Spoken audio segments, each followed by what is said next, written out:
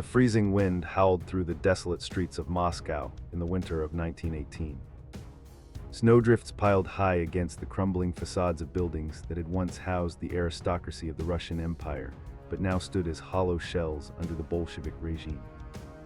In the shadows of a darkened alleyway, a solitary figure adjusted the collar of his heavy woolen coat and checked the loaded revolver concealed within his pocket. This man was not merely a traveler lost in the chaos of revolution, but a calculated instrument of the British government operating deep behind enemy lines. He moved with a predatory grace that betrayed his years of espionage, and his eyes scanned the perimeter for the dreaded Cheka secret police who roamed the city with impunity. This was Sidney Reilly, and he was moments away from attempting one of the most audacious plots in the history of intelligence. The stakes could not have been higher for the fragile peace of Europe and the future of the Western world. The Bolsheviks had seized power and signed a separate peace treaty with Germany, which freed up hundreds of thousands of German troops to rush to the Western Front in France. The British government was desperate to reopen the Eastern Front and topple the regime of Vladimir Lenin before the German army could crush the Allied forces in the West. The plan devised by this lone agent involved bribing the Latvian guards protecting the Kremlin and arresting the Bolshevik leadership in a single decisive stroke. If successful, it would alter the course of the 20th century, but if it failed, it would lead to a bloodbath. The fate of nations rested on the shoulders of a man who operated in the gray areas of morality and law. Sidney Reilly was known to history as the ace of spies, but his true identity was a labyrinth of contradictions and fabrications. Born Sigmund Rosenblum, he had reinvented himself countless times to serve the interests of the Secret Intelligence Service. He possessed a charisma that could charm diplomats and a ruthlessness that terrified his enemies. In the chaotic landscape of revolutionary Russia, he moved like a phantom, weaving a complex web of alliances and betrayals.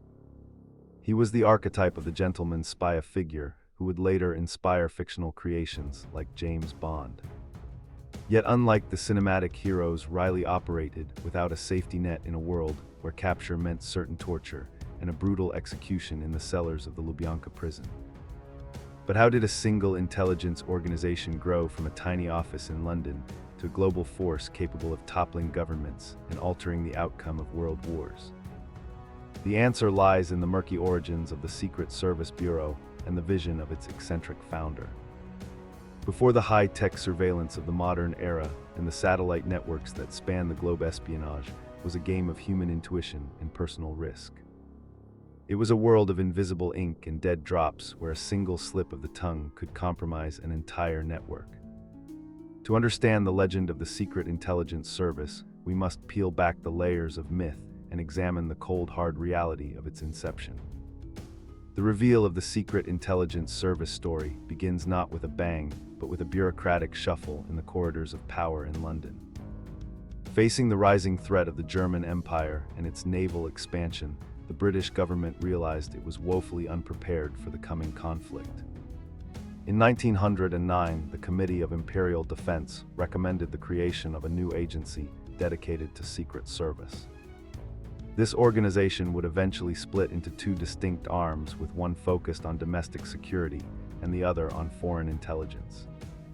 The foreign section would become known as Military Intelligence Section 6, or simply the Secret Intelligence Service. Its first chief was a man who would set the tone for the next century of British espionage.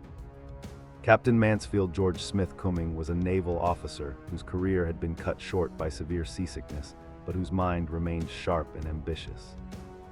He was appointed as the head of the foreign section and established his headquarters in a cramped apartment in London. Cumming was a figure of immense mystery and eccentricity, known for driving his Rolls-Royce at breakneck speeds and possessing a wooden leg which he would reportedly stab with a letter opener to unnerve prospective agents. He signed his correspondence with the single initial C written in green ink, a tradition that every subsequent head of the service has followed to this day. Under his leadership, the service began to take shape as a professional organization. The early days of the service were defined by a desperate scramble to gather information on the German war machine. Cumming operated with a shoestring budget and relied on a network of amateur agents and patriots who were willing to risk their lives for king and country. These early spies were often businessmen or travelers who used their legitimate covers to observe naval dockyards and railway movements. The distinction between Military Intelligence Section 5, which handled domestic counterintelligence, and the Foreign Section became clear during this period. While the domestic service hunted German spies in Britain, the Foreign Service sent its agents into the heart of the enemy territory to steal secrets and sabotage the war effort. When the First World War erupted in 1914, the demand for accurate intelligence became insatiable. The service established a network known as La Dame Blanche in occupied Belgium, which became one of the most effective spy rings of the war. Comprised largely of women and local citizens, this network monitored the movement of German troop trains with astonishing precision. They would sit by their windows day and night counting the carriages and noting the regimental insignias on the equipment. This data allowed the Allied commanders to predict where the German army was massing its forces for an offensive. The courage of these ordinary citizens who faced the firing squad, if caught, was the bedrock upon which the reputation of the service was built. The work of train watching was incredibly dangerous and required absolute secrecy. A single inconsistency in a report or a suspicious glance could lead to a raid by the German field police. The agents of La Dame Blanche developed ingenious methods for concealing their reports using hollowed-out broom handles and messages sewn into the hems of clothing. The intelligence they provided was smuggled across the electrified wire of the Dutch border by couriers who risked death every night. It was a silent war fought in the shadows of the great battles of the Western Front. The contribution of these unsung heroes saved countless thousands of Allied lives and proved the immense value of human intelligence in modern warfare. Following the end of the Great War, the focus of the Secret Intelligence Service shifted towards the new threat of communism rising in the East.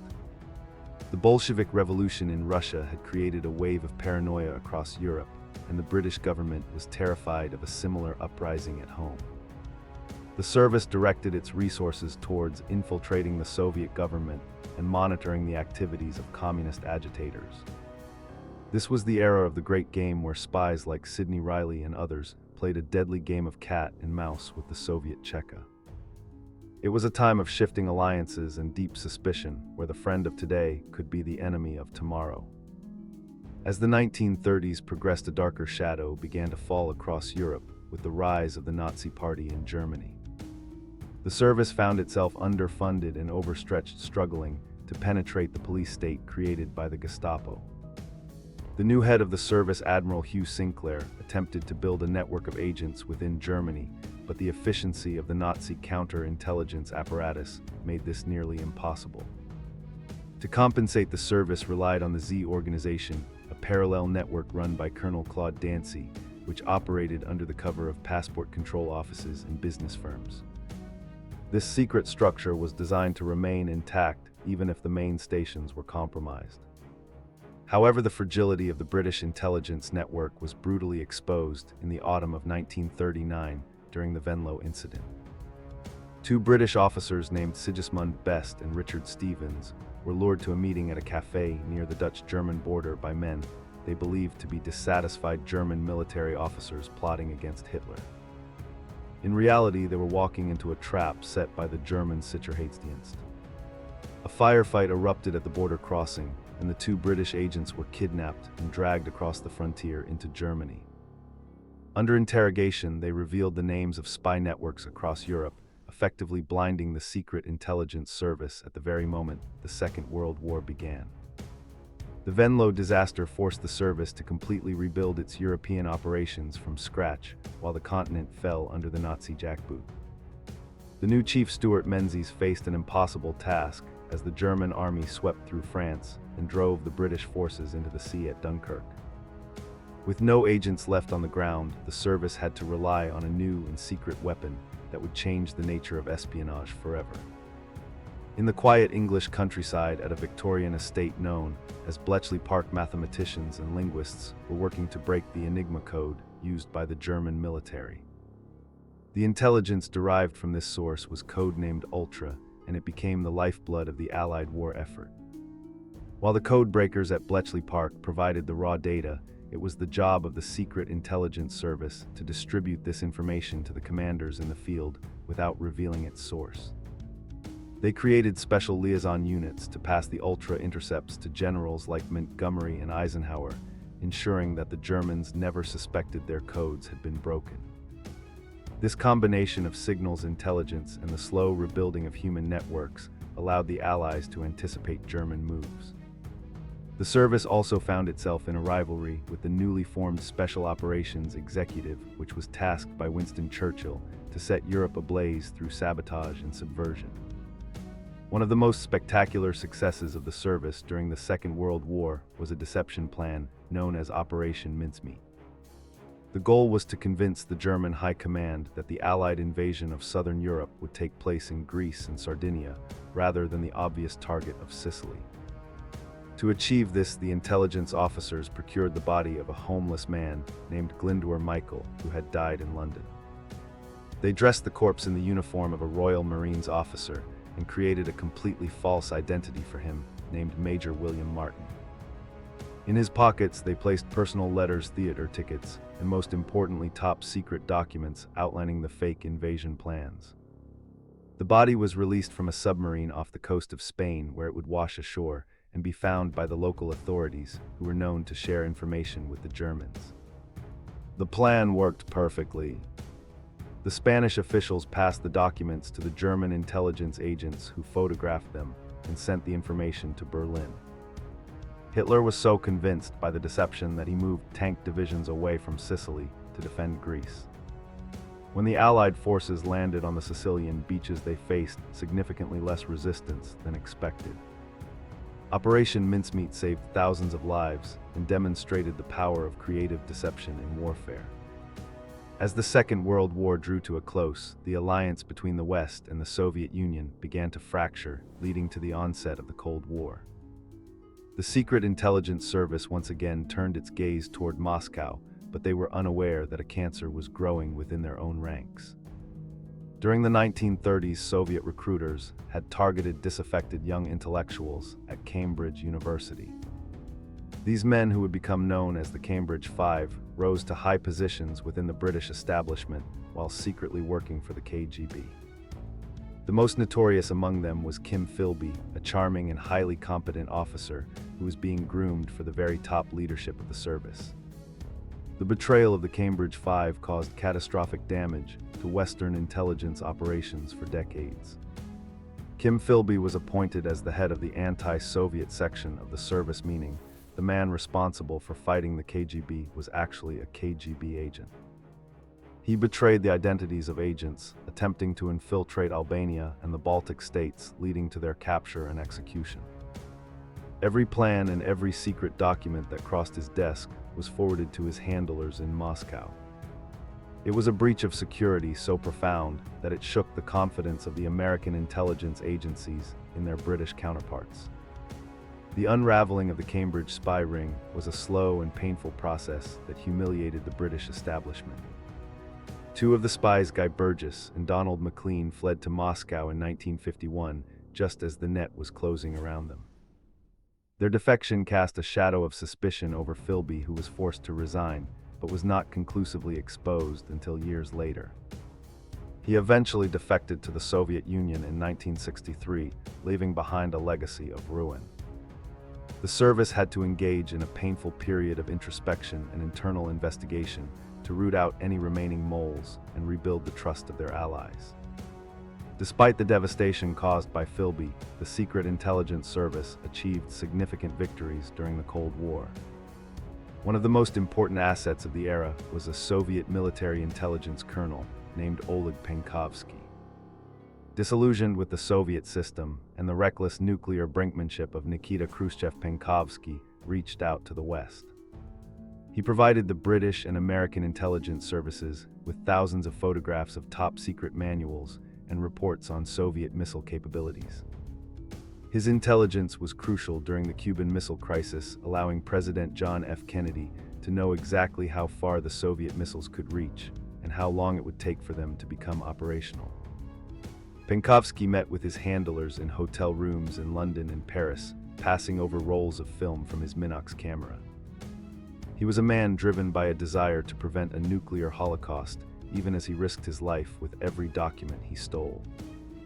However, the KGB surveillance teams eventually became suspicious of his activities. In 1962, Penkovsky was arrested and later executed for treason. His sacrifice provided the West with the strategic advantage needed to resolve the Cuban crisis peacefully. He remains one of the most valuable spies to have ever worked for the Secret Intelligence Service. As the Cold War dragged on into the 1970s and 80s, the game of espionage became more sophisticated. The service recruited Oleg Penkovsky, a high-ranking KGB officer who became the station chief in London. Penkovsky provided an unprecedented insight into the thinking of the Soviet leadership, revealing their deep-seated paranoia about a Western nuclear first strike. His intelligence helped Prime Minister Margaret Thatcher and President Ronald Reagan to calibrate their diplomacy and avoid triggering an accidental war. Penkovsky worked in secret for years until he was suddenly recalled to Moscow under suspicion. The exfiltration of Oleg Penkovsky from the Soviet Union was one of the most daring operations ever mounted by the Secret Intelligence Service. Codenamed Operation Pimlico, the plan involved a complex series of signals and meeting points. Penkovsky managed to shake off his KGB surveillance team during a morning jog and made his way to a designated spot near the Finnish border. There he was met by British diplomatic cars driven by intelligence officers and their families. To smuggle him past the border guards, the officers placed Penkovsky in the trunk of a car and covered him with insulation blankets. The tension at the border crossing was unbearable as the Soviet guards and sniffer dogs inspected the vehicles. To distract the dogs, the wife of one of the officers changed her baby's diaper on the hood of the car, creating a scent that confused the animals. The guards waved the cars through, and Penkovsky was driven to freedom in the West. His escape was a humiliation for the KGB and a triumph for the British service. Penkovsky went on to brief Western leaders personally and played a significant role in the peaceful end of the Cold War. With the collapse of the Soviet Union in 1991, the Secret Intelligence Service faced a new world order. The clear enemy of the Cold War was gone, replaced by a fragmented landscape of rogue states' terrorism and nuclear proliferation. The service moved from its nondescript office blocks to a bold new headquarters at Vauxhall Cross on the banks of the River Thames. The building, designed by Terry Farrell, resembles a fortress with its distinct layers and green glass, earning it the nickname Legoland. It was a statement of intent that the service was no longer hiding in the shadows, but was a permanent and vital part of the British state. In the modern era, the threats have evolved from state actors to non-state groups like Al-Qaeda and ISIS. The service had to adapt its methods, focusing heavily on counter-terrorism and the disruption of plots against the United Kingdom. The work became faster and more immediate, requiring close cooperation with the domestic service and international partners. The rise of cyber warfare and digital surveillance added a new dimension to espionage, where a hacker could do as much damage as a field agent.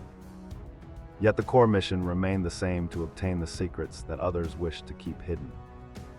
The human element of espionage remains the most critical asset of the Secret Intelligence Service. Despite the advances in technology, satellites cannot look into the eyes of a dictator or understand the motivations of a terrorist cell. The officers of the service still travel to dangerous corners of the world to recruit agents and manage sources.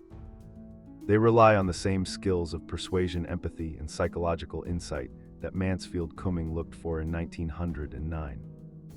It is a lonely profession where successes are rarely celebrated and failures can have catastrophic consequences. The popular image of the British spy is dominated by the fictional character of James Bond, who solves problems with a gun and a martini. The reality of life in the Secret Intelligence Service is far more nuanced and less glamorous.